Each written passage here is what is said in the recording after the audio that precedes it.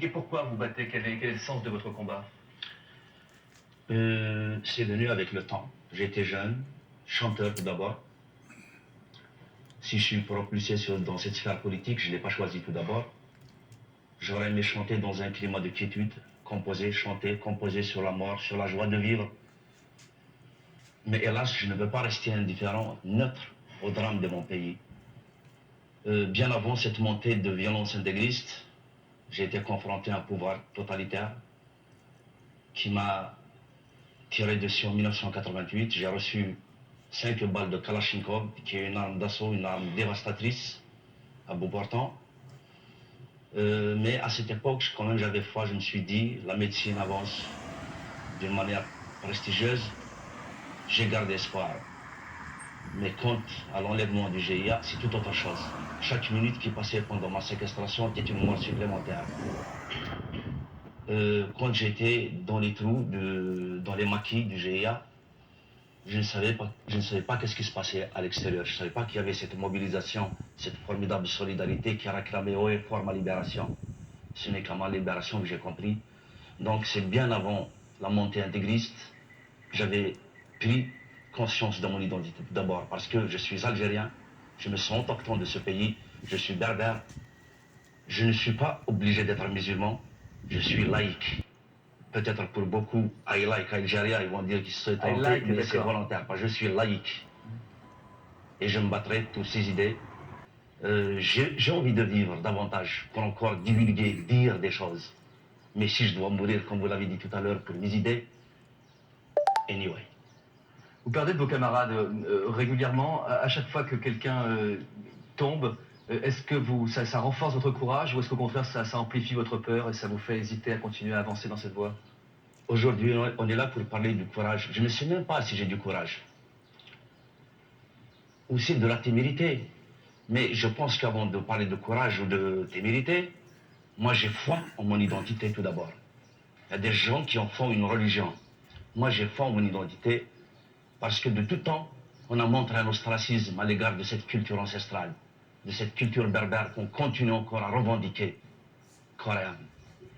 Donc à chaque fois qu'il y a quelqu'un qui meurt, je me dis toujours, je ne sais pas à quel moment s'achèvera le terme de ma vie, mais je suis sûr d'une chose, mon peuple ira toujours dans le sens de sa libération.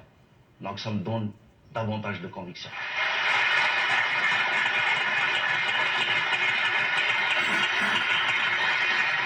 Pour que vous le sachiez tous, je me bats contre le pouvoir central et contre les intégristes. Je ne peux pas oublier les balles d'octobre, je ne peux pas oublier les longs mois d'hôpital et je ne peux pas oublier aussi les 16 nuits de séquestration. Donc je suis confronté à me battre sur plusieurs fronts. Si la Kabylie m'appelle, j'y retournerai. Quant à dire quand, je ne le sais pas. Mais n'empêche que j'ai été pour le 20 avril dernier, j'ai été pour le 15e anniversaire du printemps berbère. J'avais peur. J'avais peur, il y a eu une marche sur 6 km, donc j'étais au devant de la marche. J'ai animé un concert à Bougie, à Tizi Ouzou aussi. L'essentiel, c'est d'être revenu vivant. L'Algérie, tout d'abord, n'est pas arabe. J'ai eu cette chance d'aller à l'école, de comprendre mes origines, de connaître mon histoire. Parce que depuis les années 70 à nos jours, l'école algérienne a produit des mutants.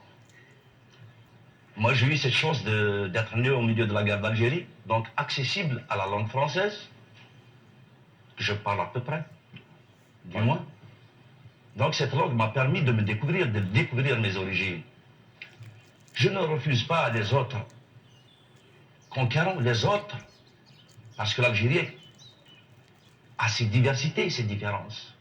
Malheureusement, ces diversités qu'on pouvait exploiter positivement, ils les ont transformées en différences béantes, négatives. Aujourd'hui, prétendre en Algérie qu'on n'est pas arabe, on est vite pointé de l'index. Ça y est, il est séparatiste. Quelqu'un qui vous dit « Ah non, je ne suis pas berbère », ça passe naturellement. Moi, je revendique mon algérianité, mon histoire. Je suis algérien, je suis né en Algérie, je ne connais pas un traître en mode arabe. Je suis berbère, je ne suis pas arabe et je ne suis pas obligé d'être musulman. Ma mère ou mon père peuvent être musulmans, mais moi j'ai le droit de choisir bon sang. Merci.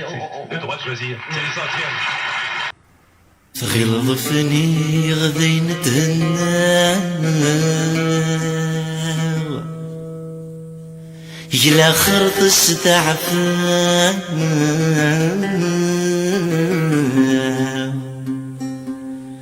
تغلط دي الحسن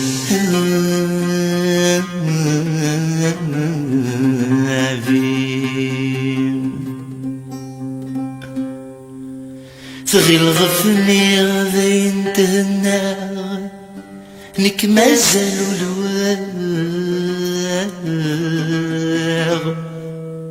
ذا الطنيم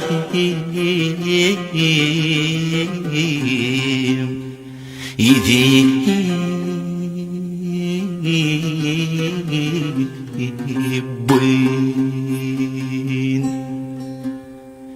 شي الطور زيغ عسى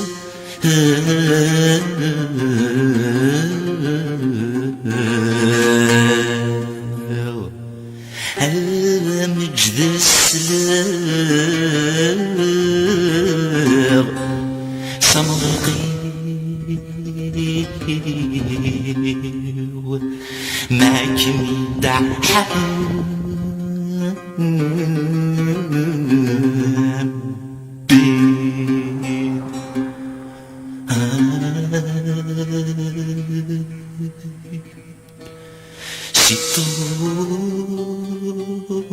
الدور سجع عسى مجد عسى صديقي معك ميدع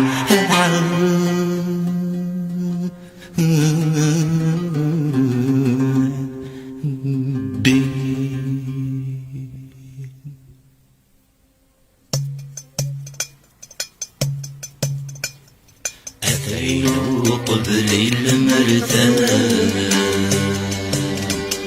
أميسي وتمذل الهنا استوى غيثك من الزوزان هذا من دودي النقمان مجروح سيدي كسيان أم يتسدك من الطاول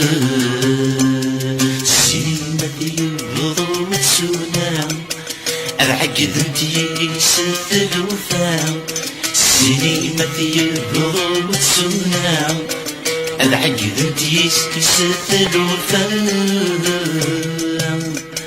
في طيمة شدي قبران في لما غدر المدن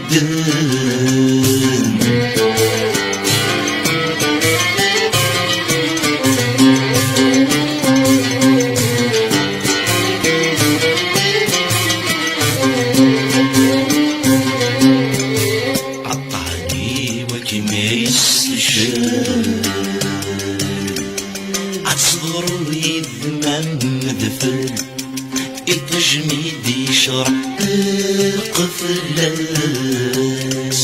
الحمالة وتجي تضنصر الذم تسخن زر العقل في الأمور يتسالي واس ثبورث الهنا متسترجل زيني ما تسمندل ثبورث الهنا متسترجل زيني ما تسمندل لمرا منك كانت السدرغل عطاسي دق غفلاس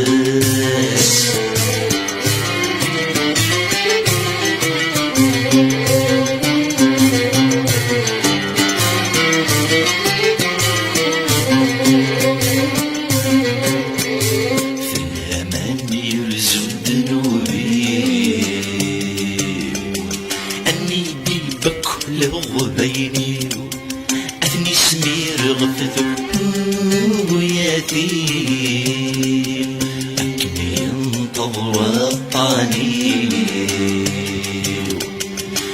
الحيو صارنا صاريو أذي غمض قد قولي خسك يصفض الأطريو أدم ليلو ذا روحي خسك يمحى الأطريو أدم ليلو ذا روحي ويركر ذي غساني يتراجو كما دي السواسي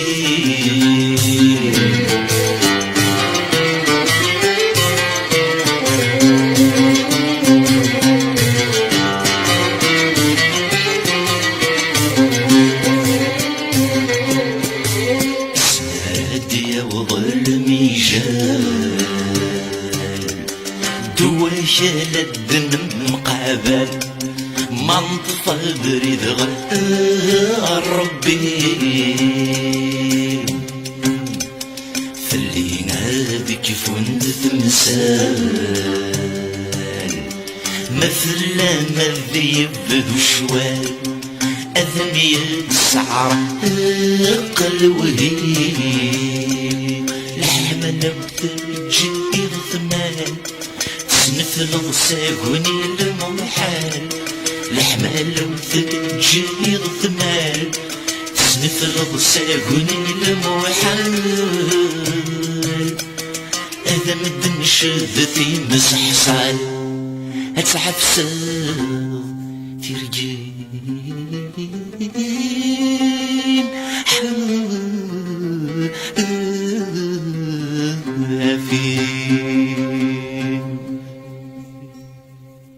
ذكي ضمن رمبلني لينك متوالين دارا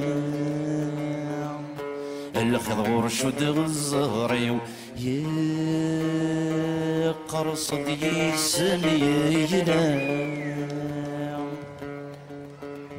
الريحة مذيق خامي ثقي مدي الشومي وذيك سب الحيوض ذي الحارة وين مقلغ سب الراوي عيش الخولي وما راذي ديني يما يما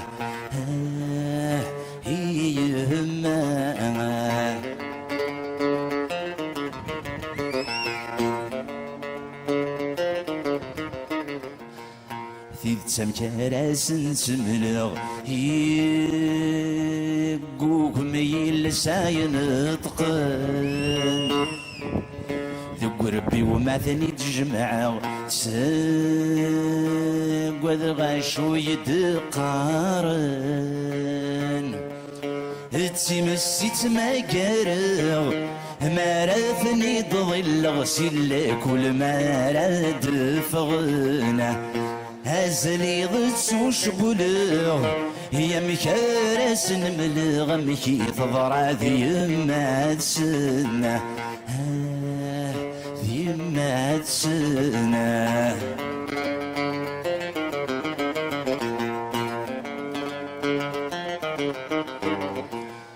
الكذب تسيد تقرحن